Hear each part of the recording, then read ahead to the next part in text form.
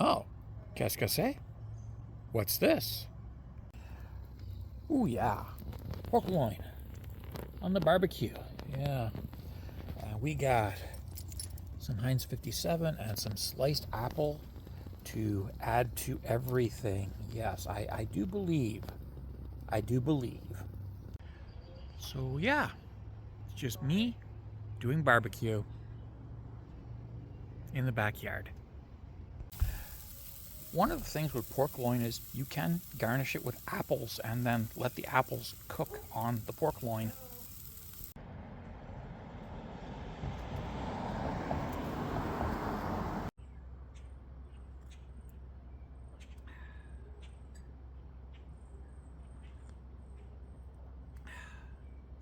Good morning, ladies, gentlemen, and others who shall remain nameless.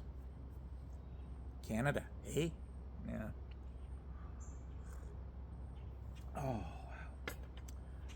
So I want to talk about a phenomenon that has been happening a lot in this country.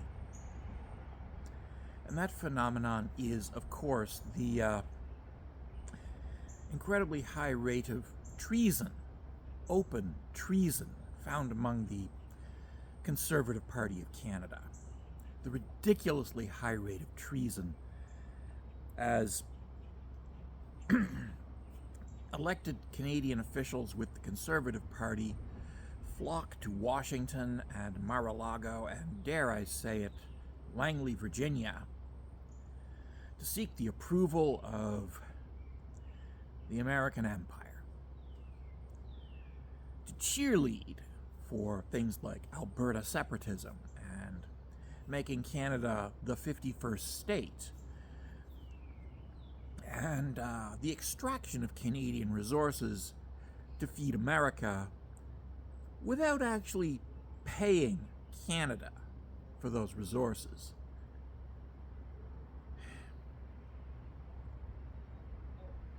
Open treason by people like Pierre Poilievre and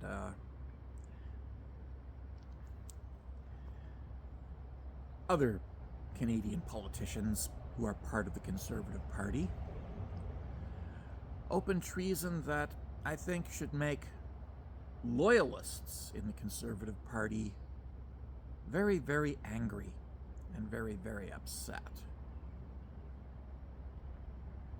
And I'm not going to ask if there are any loyalists in the Conservative Party, because I know there are. There are loyalists in the Conservative Party. But why are they being so quiet? Why are they being so quiet about the open treason being demonstrated by the leadership and certain backbenchers within the Conservative Party, both federally and, dare I say, provincially in many provinces?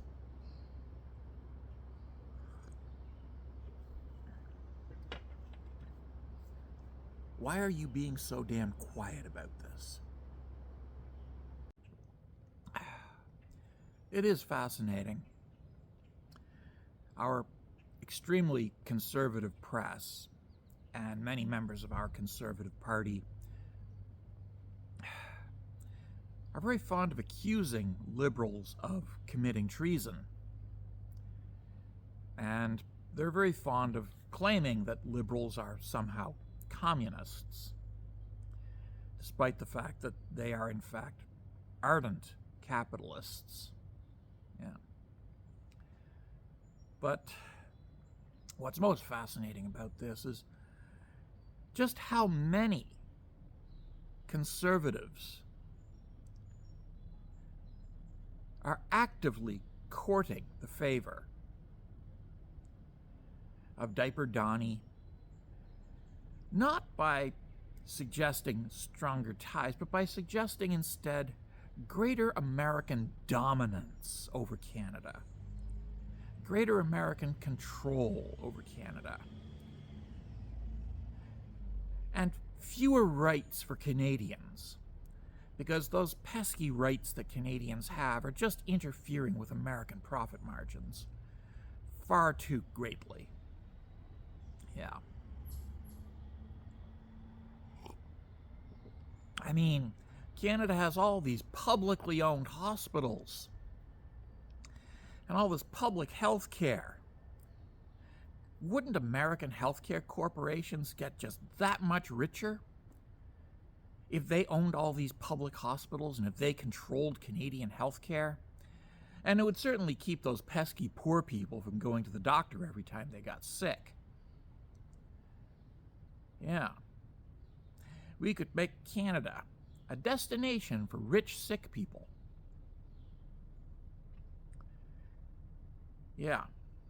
And as for the Canadian public, fuck them. They don't need health care. We'll just send them to an evangelical fundamentalist church where a preacher can wave a stick over them and try to banish the demons of cancer. Yeah. Those conservatives who are talking about getting rid of our public health care, getting rid of our public education, getting rid of our public roads and public parks, selling them to American corporate interests, and who, of course, are also happily bragging about how once the Americans take over Canada, they're going to get a ranch in Oklahoma. They're going to get a penthouse suite in Miami. They're going to get a condo in Houston, Texas.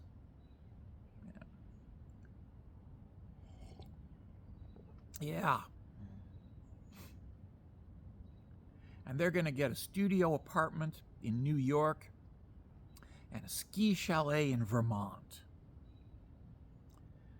Yeah. Yeah. Funny how they're all sucking up to a foreign power while accusing liberals of treason. Funny how they're all offering to give away your basic rights as a Canadian citizen. Isn't that treason? Aren't they committing treason when they do that?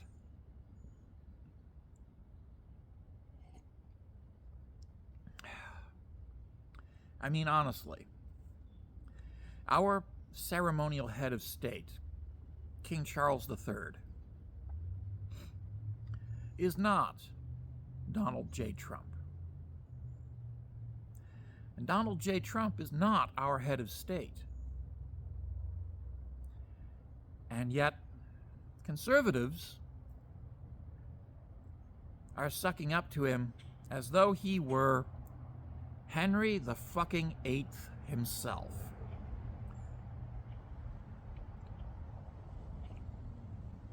Yeah. The only thing Diaper Donnie is missing is the suppurating leg injury. He's got everything else. Oh, wait. Henry VIII was at least a hero when he was young. He was brave when he was young. Diaper Donnie? No. He was always a gutless fucking coward. Yes.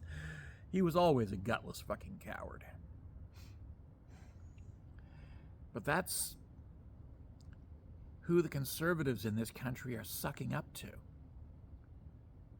And they're sucking up. It's not just the display of basic respect that one owes a ceremonial head of state. They are groveling to him. They're groveling to him. And when you have high-level political figures in your country groveling to a tyrannical foreign leader,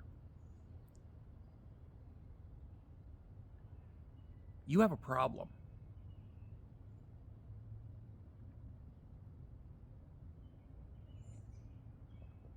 I mean, basic respect is basic respect, but fawning obeisance That's, well,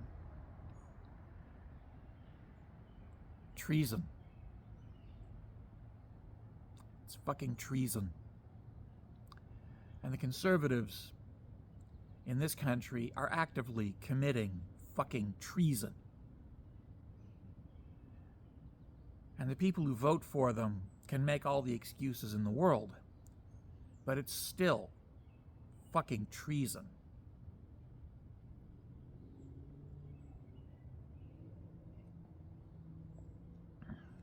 And I don't care. I don't care that the American empire has big guns and big nukes. It doesn't matter. The border is there. We fought for that border. We defended that border. We will defend that border again if we have to. Because we are Canadians. We are not Americans, and we don't want to be Americans. We want to be Canadians. We are loyalists. And the first word in there is loyal. Loyalists. We are loyalists.